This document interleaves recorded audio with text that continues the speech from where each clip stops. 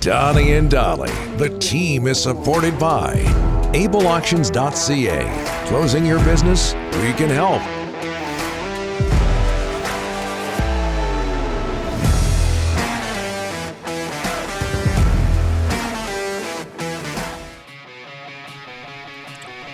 It is, what is today? It's a Thursday. We're going golfing later. 2 o'clock. And all of our guests today, have I got the read for Basant? You do, because usually Basant is Monday. Ah. Right? Okay. I've been throwing a curveball. Yeah. Our guest today, in this case Thursday, sponsored by Basant Motors. Basant Motors is celebrating its 31st anniversary this year. And to celebrate, they're continuing to give back to the community with their annual scholarship. This year, Rick, it's over $31,000. Oh. 31st anniversary. For kids. Learn more at BASANTmotors.com. You're not eligible. Oh, hold it a second. Why are you laughing? I did the MC of that event when they handed out that scholarship money. It's a wonderful thing in the community. They're giving back. You MC'd it. I thought you hated MCing. Yeah. I did this. I can't MC. I get flustered. Flustered in front of people. Anyways, listen. Great event. Giving back to the community. Lots of money for kids graduating. It was all good. Hats off to Basant. 31st anniversary. Somebody who recently celebrated his 25th anniversary at TSN. I can't believe this. Has it been that long? Farhan used to be the sports information director up at SFU. We dealt with each other back then. 25 years at TSN. Congrats on that, Farhan, as he joins us from L.A., day one of the National Football League, Rams and Bills. How are you, sir? I'm good. In fact, it was in those days when I was at SFU that I introduced you to your lovely wife. Yes. And on top of that, how about Rick Dollywall talking about university and, education? Wow. Scholarships. What's wrong with that? The Basant's giving back. I was there. I saw the look on the kid's face. Did you graduate high school from NW? New West. I barely got past grade 12, but I did it. NWSS 1986, New West. Done. There's a statue outside. Although New West has undergone a renovation, right? Yeah. There's a new West secondary. It's the best high school in the Lower Mainland. Hey, Farhan, is this an early Super Bowl preview? Rams and Bills.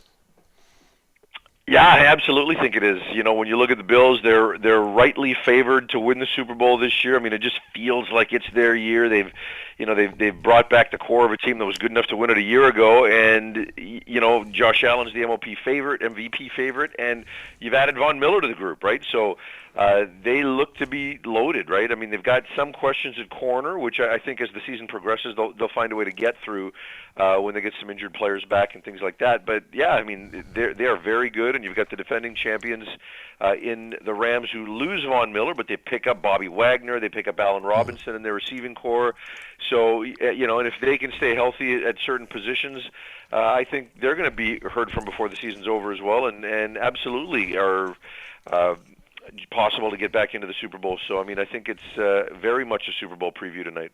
Farhan, I know it's an obvious thing to ask, but that's what I do here. That's what we do here. What makes Josh Allen such an effective NFL quarterback? Well, Josh Allen's a bit of a unicorn, right? Because he's got such a powerful arm. He's such a physical runner. But the one thing that he's done in the NFL, which he didn't do in college, and this is a rare thing, and we're seeing it in the CFL with Nathan Rourke, and that's develop accuracy, right? Because even Rourke was a high 50s passer in terms of his completion percentage, and now all of a sudden we're seeing him hover around 80. And Josh Allen was not necessarily viewed as an accurate passer when he was at Wyoming, and he's just taken that to a new level. He's adapted to the coaching. He's got a new offensive coordinator this year, so there'll be a little bit of an adjustment, but the guy just does everything well. And one of the things this organization, I think, has been fortunate with, and I think they need to do a better job of managing, and that's his health and how much he runs the ball and how much of a load is put on him. Because if you take out Josh Allen's running, I think the Bills' running game last year was somewhere around 27th or 29th in the NFL. It was not good. And they just rely so much on him. And it's not like off-platform escape runs. The majority of his runs are designed, which means it's controllable. And he has talked about, I've got to slide a bit more this year and run out of bounds a bit more this year. But it's kind of not in his nature because every year he rushes for more yards than he did the previous year. So they got to find a way to change that and be less dependent on his legs and develop a bit of a running game around him, just so that you just don't put him in harm's way. Farhan, can't wait for the Seahawks and the Broncos on Monday night. I'll always respect what Russell Wilson did on the field in Seattle. Not a huge fan of off-field stuff in the last 4 or 5 years, Twitter, all this, just the mannerisms. What kind of reaction is he going to get Monday? I think for the most part it's going to be really good, right? Because the reactions and things like that you talk about, I'm not sure that necessarily resonates as much with the fans, right? Russell Wilson is a really dynamic, talented player, and I think I don't think I'm telling secrets by saying he's also viewed as a phony, but that's in the locker room, right? And I don't think fans see it that way, right? So I think a lot of the stuff he might do that annoys players is something that probably resonates with fans. And look, he got him a Super Bowl, and that's all that matters, right? And they won a lot of football games with him. The greatest era in Seahawks history was with Russell Wilson at quarterback. So I absolutely think he's going to get a really, really good welcome in that game, and it could be a one-sided game, not because of how good Russell is, but just because of how bad Seattle is right now offensively and even in some other areas. So it could be an awkward return for fans because they'll like to see him, but I don't know that they're going to be thrilled with the results. Farhan, how this season unfolds for the BC Lions is going to be interesting. I want to talk about Nathan Rourke and his future a few months down the road. He can start working out for NFL teams in December, but the BC Lions can also contact his agent in December, redo his deal, give him a big raise, the whole 9 yards. He only played 9 games. Is that enough for the NFL teams to pull the trigger on a deal? What do you see happening there? Well, I think the injury will bring him back to BC for another year. And I was bullish on it before from having talked to NFL scouts that I think the thought was, we're going to bring him down here. And it's important, right, that it's not just about signing him. I think even off 9 games, Nathan Rourke can get signed. But can Nathan Rourke, off of 9 games, get the right opportunity? Because he's not just going to go for anything, right? That's it. I've said before, 2 criteria. He's going to need a portion of his contract guaranteed, like a meaningful portion of the first year in his contract guaranteed, right? So that you're making up whatever you might lose in a CFL restructured deal. And 2, I think he's got to get a clear path to a number 2 job. And I think that might have been there for him had he played 18 games and, continued what he was doing and win the MOP, which he was on track to do, and all of those things. I think that would have been enough. Whereas now, after 9 games and a meaningful injury, I don't know that you get that type of deal.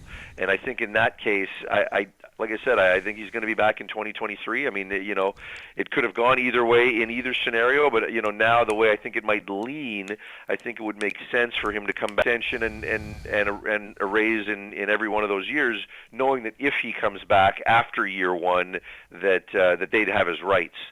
So I kind of get the sense that that's the way the situation will play out. He'll get a raise, he'll get an extension, but every one of those years he still has the option to try the NFL, and as long as he keeps doing what he's doing, I think those opportunities will be there for him down the road. So Lions in Montreal on Friday. Farhan, what should we expect from Vernon Adams at quarterback? Yeah, I don't know how much Vernon's going to play. I mean, he will play, and I think that as every day in the practice week has gone, I think he's impressed coaches, right? And he certainly impressed the players. So I absolutely believe he's going to, he'll be the number 2. He'll be on the field. You probably see him get 3, maybe 4 series in the game, and we'll see how that goes. But I do think Antonio Pipkin's going to start and play the majority of snaps. And I think when Vernon Adams goes in, I think it'll be a simplified package designed to give him as much success as possible. I think he knows that Montreal team, their defense, their strengths, their weaknesses, and obviously he'll be motivated to go there and show them who they let slip away, right? So I think he'll do well, and I think the following week, I think he'll be the BC Lions starter until the end of the season. Yeah, my apologies. Antonio Pipkin will get the start against the Montreal Alouettes in Montreal. Farhan, you're rejoining us this year. We can't thank you enough, and thank you for this hit. All the best down there in Los Angeles, my friend. Yeah, looking forward to it, and this game in Seattle on Monday night, and just hanging out with you guys all season again. Hey, one more before you go. JT Miller's contract. You okay with that? I'm nervous about it. I think I'm nervous not just about how it'll age, but what it'll also do for the Bo Horvat situation, right? I think it's going to be tough for them to get both. And I think now that they've got one, I think there was a pressure on the organization to not let both of those guys slip away. So they've got one done, and I think that puts less pressure on them to get Horvat done. And I think that's going to be a challenge right now. So how it ages, I think every team's got those contracts. It signals that you're in a window, which I don't believe they're in. But ultimately, he's their best player, so I get why fans would be happy about it. Don't hate it, but just hate what it could potentially do if they don't bring Bo Horvat back. You see, that's why we get Farhan on. NFL, CFL, Everything, NHL, everything. Your education background. He can talk about everything. Farhan, thanks for this.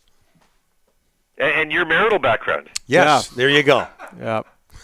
Multi-dimensional. Thanks in so many ways, Farhan. Appreciate it. Multi-dimensional. My wife went to SFU.